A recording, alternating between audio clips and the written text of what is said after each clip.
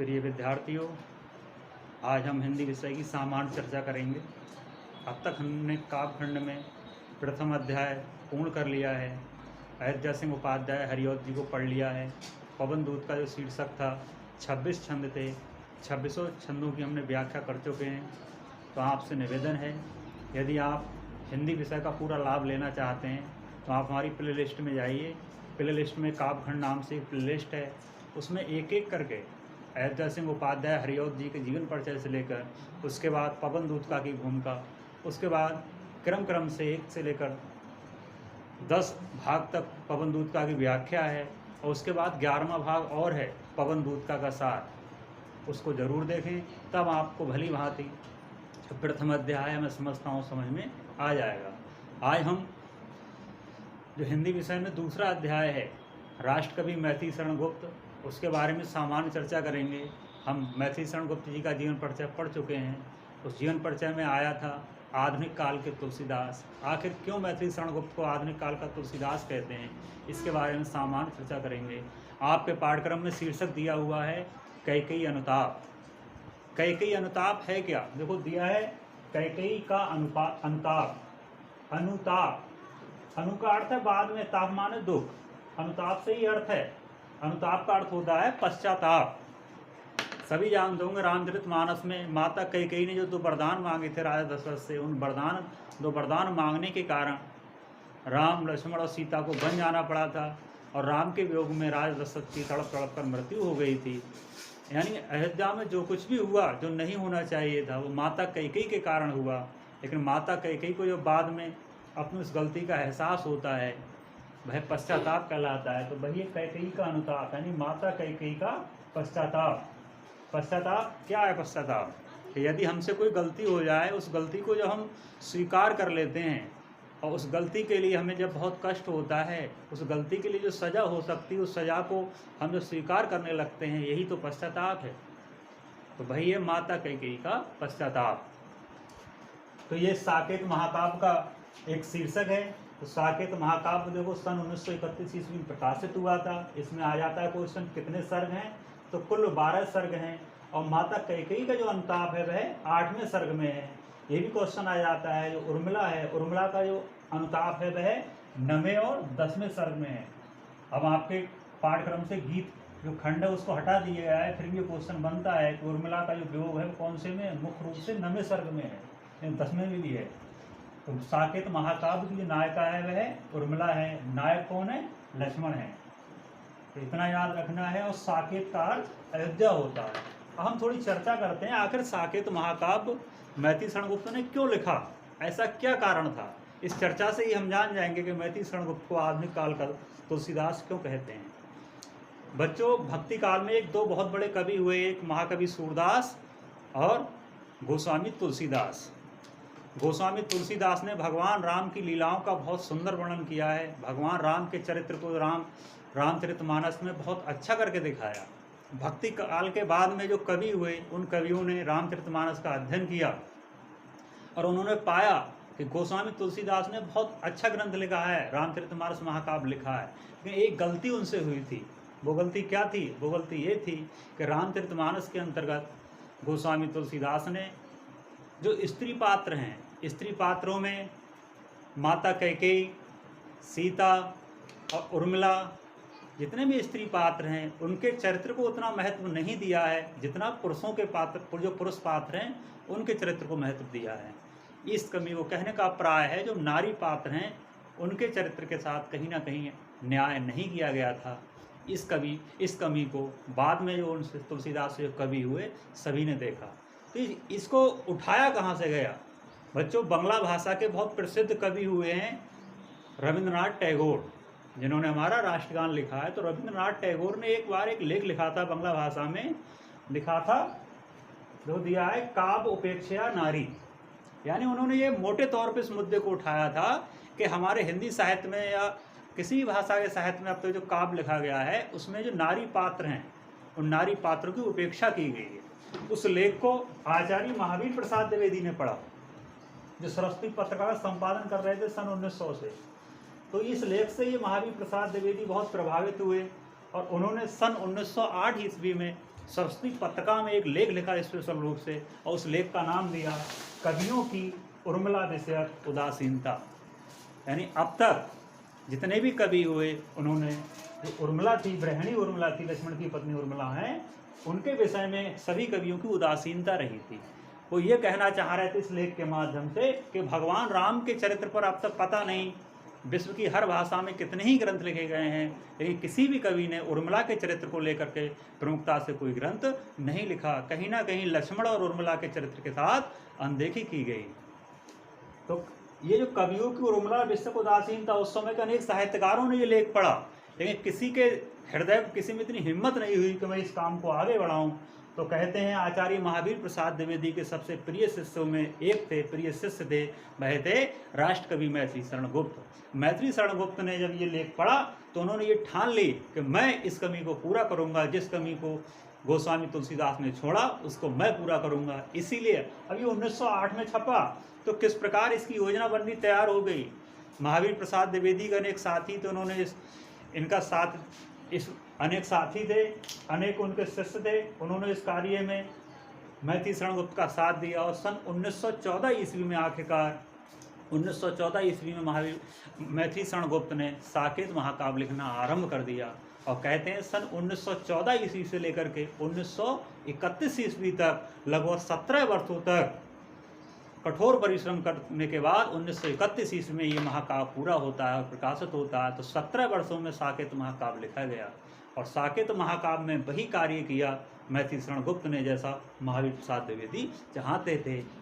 रामचरितमानस की जो कमियां क्या थीं, उसमें माता कैकेयी के चरित्र और उर्मिला के चरित्र, जो भी स्त्री पात्र थे, उनके चरित्र की जो उपेक्षा की गई, उस उपेक्षा को, उस कमी को उन्होंने पूरा किया। इसीलिए ये लिखा गया था साकेत महाकाव्य। तो आप जाने होंगे कि क्यों इस साकेत महाकाव्य लिखा गया था।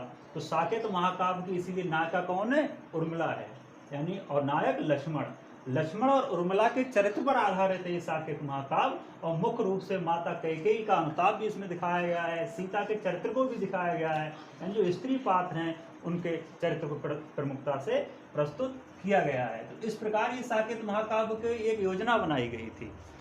जो महावीर प्रसाद द्विवेदी थे, उनके सबसे प्रिय शिष्य जो थे मैथिली शरण गुप्त, उन्होंने साकेत महाकाव्य लिखना आरंभ किया था, 17 वर्षों में इसको पूरा किया। अब हम चर्चा करते हैं कैकेयी अनुताप आता कब है। तो साकेत महाकाव्य के बारे में जानने से पहले हम जानते हैं कक्षा 10 में हम एक शीर्षक पढ़ते हैं धनुष भंग रामचरितमानस का, जिसमें भगवान श्री राम का विवाह दिखाया जाता है, किस प्रकार भगवान शिव के धनुष को तोड़कर वह सीता से विवाह करते हैं। उसके बाद कक्षा 11 में एक प्रसंग आता है रामचरितमानस से ये भरत महिमा। भरत महिमा में क्या देखते हैं हम कि जब भगवान राम वन चले जाते हैं, भगवान राम के वियोग में राजा दशरथ अपने प्राण त्याग देते हैं, और बाद में जब भरत और शत्रुघ्न ननिहाल से आते हैं, अपने पिता का विधि विधान से अंतिम संस्कार करते हैं, तब राजा दशरथ की जब मृत्यु हो जाती है, 15 दिन हो जाते हैं उनका जो सिंहासन होता है अयोध्या का, वह खाली पड़ा हुआ था। तब एक दिन गुरु वशिष्ठ भरत से कहते हैं कि हे भरत, अब तुमको अपने पिता के दिए हुए वचन के अनुसार अयोध्या का राजपाट संभाल लेना चाहिए। जब ये भरत से कहा जाता है बुला करके, तो भरत साफ मना कर देते हैं, अरे ये आप क्या कह रहे हैं, जिस भरत के कारण इस अयोध्या में सब कुछ हुआ था। अरे मैं वही भरत हूँ जिस भरत के कारण भैया राम को, भैया लक्ष्मण और माता सीता को बन जाना पड़ा, भाभी सीता को बन जाना पड़ा। मुझ भरत के कारण ही तो जाना पड़ा था, मुझ भरत के कारण ही मेरे पिताजी ने तड़प तड़प कर अपने प्राण त्याग दिए। मेरी माता कैकेयी ने जो कुछ भी किया वो मेरे कारण ही तो किया। जरा आप विचार कीजिए, उस भरत के लिए भला यह अयोध्या की जनता है, वह राजा के रूप में कैसे स्वीकार करेगी कि मैं अयोध्या के राजपाट को स्वीकार नहीं करूँगा। और भरत प्रतिज्ञा करते हैं कि हे गुरुदेव, मैं प्रतिज्ञा करता हूँ कि प्रातःकाल होते ही मैं भैया राम को वन से वापस लेने जाऊँगा। भरत के मुख से जब ये बात सब लोग सुनते हैं तो बहुत प्रसन्न हो जाते हैं, और क्योंकि सभी ये चाह रहे थे कि राम वन से वापस आ जाएं, लेकिन भरत प्रतिज्ञा कर लेते हैं राम को वन से वापस लाने के लिए। और प्रातःकाल होते ही तीनों माताएं, गुरु वशिष्ठ, मंत्री सुमंत जी और अयोध्या के बहुत से नर नारी सब बहुत सी सेना भी, बहुत सारे लोग एक साथ भगवान राम को वन से वापस लाने के लिए अयोध्या से निकल पड़ते हैं। उधर आप देखिए, आप इसमें कई के अनुताप में एक दो जगह प्रसंग आएगा, जब भरत प्रतिज्ञा करके वन को निकल पड़ते हैं राम को वापस लाने के लिए, तो उधर जो देवता होते हैं उन देवताओं में एक बेचैनी उत्पन्न हो जाती है, खलबली मच जाती है। कह रहे भगवान विष्णु ने राम के रूप में अवतार इसलिए लिया है कि इस धरती से वह रावण के जितने भी अत्याचार हैं, जितने भी राक्षस हैं इस धरती पर, उनको समाप्त करेंगे। लेकिन यदि राम लौटकर अयोध्या आ गए, अयोध्या का राजपाट करने लगे, तो भला इस धरती से जो अधर्म है उसका नाश कैसे होगा। यानी कहने का प्राय है देवता लोग डर जाते हैं कि भरत प्रतिज्ञा करके जा रहे हैं, ये निश्चित ही अपने भैया राम को वन से वापस ले आएंगे। तो सब देवता होते हैं वह माता धरती के पास है, पृथ्वी माता के पास पहुंच जाते हैं और कहते हैं कि धरती माता तुम कुछ ऐसा करो कि भरत रास्ते में ही रुक जाए, रास्ते से वापस लौट पड़े और वह राम के पास ना पहुंचे। तो धरती माता अपने आंचल में कांटे उत्पन्न कर देती है। जो सूर्य होते हैं, सूर्य महाराज, वह धरती के निकट आ जाते हैं और तापमान यानी गर्मी बहुत बढ़ा देते हैं, ताकि भरत अपनी जो प्रतिज्ञा उसको तोड़ करके वापस अयोध्या लौट जाए, भगवान राम के पास पंचवटी ना पहुंचे। लेकिन भरत नाम में स्पष्ट है, भरत भाई की भक्ति में रत। भरत तो अपने भैया राम की भक्ति में रत थे। इतने सारे कष्टों का सामना करते हुए धरती में कांटे निकल आते हैं, तापमान बढ़ जाता है, फिर भी जो भरत थे उनका जो संकल्प था भैया राम को वन से वापस लाने का, वह संकल्प नहीं तोड़ते हैं। जब ब्रह्मा जी को, शंकर जी की इस बात का पता चलता है कि देवताओं के द्वारा ये गलत कार्य किया जा रहा है भरत को रोकने का, तो बहुत फटकार लगाई जाती है देवताओं को, और देवता फिर क्षमा मांगते हैं और धरती माता अपने आंचल से कांटों को बाहर ले लेती है, सूर्य तापमान कम कर देते हैं और भरत के ऊपर सभी देवता पुष्प वर्षा करने लगते हैं। तो इस तरह भरत धीरे धीरे आगे बढ़ते बढ़ते कहाँ पहुंच जाते हैं, पंचवटी पहुंच जाते हैं। आप कक्षा 11 में पढ़ चुके हैं भरत में। पंचवटी पहुंचकर भैया राम से और लक्ष्मण और अपनी भाभी सीता से बड़े प्रेम के साथ भरत शत्रुघ्न मिलते हैं। सभी जो तीनों माताएं आती हैं सभी एक दूसरे से मिलते हैं और एक दूसरे को देख करके सभी लोगों के आंसू निकल जाते हैं। जितने भी नगरवासी गए थे वह भी भगवान राम के दर्शन करते हैं और सभी बहुत प्रफुल्लित हो जाते हैं। लेकिन जिस उद्देश्य के लिए आए थे वह उद्देश्य तो पूरा होना था। तो पंचवटी में ही इस रात्रि को, शाम के समय, पंचवटी में राम की कुटिया के सामने एक सभा बैठ जाती है। उस सभा में अब ये निश्चय होना था, क्या निश्चय होना था कि भरत जी वह प्रतिज्ञा करके आए हैं कि अपने भैया राम को वन से वापस लेकर के आएंगे। उधर जो राम है वह अपने पिता की आज्ञा का पालन कर रहे हैं, 14 वर्ष तक उनको वन में रहना है। अब इसका निर्णय कौन करेगा कि भैया राम वापस वन से जाएंगे या नहीं जाएंगे, इसकी जो जिम्मेदारी थी, इसके लिए एक बैठक की गई।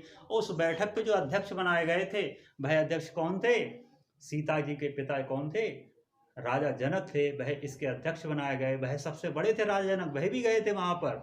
तो राजा जनक को निर्णय लेना था कि आखिर राम वन से वापस जाएंगे या नहीं जाएंगे। अब दोनों भाई अपना अपना तर्क रख रहे थे। उधर भरत जी थे, हाथ जोड़कर भगवान राम से विनती कर रहे थे कि हे भैया मेरे आग्रह पर आप अयोध्या को वापस चलिए। उधर राम ये कह रहे थे कि मुझे अपने पिता की आज्ञा का पालन करना है। तो आखिर क्या होगा, ऐसा कौन सा रास्ता आएगा। उस बैठक में जो अंतिम निर्णय लेना था वह राजा जनक के लिए लेना था। ये पृष्ठभूमि है इसकी, ये भूमिका है आपकी कैकेयी का अनुताप। तो उसी सभा में ही माता कैकेयी जो आई थी उन्हें बहुत बड़ा पश्चाताप, अपने आप पे बहुत ज़्यादा शर्म आ रही थी, बहुत ज़्यादा अफसोस हो रहा था, बहुत गिलानी आ रही थी कि आज ये ऐसा दिन आया है कि हम तीनों रानियां जो विधवा हुई हैं, राम वन वन भटक रहे हैं, वन में रह रहे हैं कुटिया बना करके, ये मेरे कारण हुआ है। तो उस भरी सभा में माता कैकेयी सबके सामने अपनी गलती को स्वीकार करती हैं और राम से निवेदन करती हैं। भाई ये प्रसंग है यहाँ पर कैकेयी का अनुताप। तो आखिर क्या होता है, आगे की बहुत सारी बातें हैं, इस पर घंटों बोला जा सकता है। आगे जैसे जैसे हम कैकेयी अनुताप के छंदों को पढ़ेंगे इसके बारे में जानेंगे। आज के लिए बस इतना ही।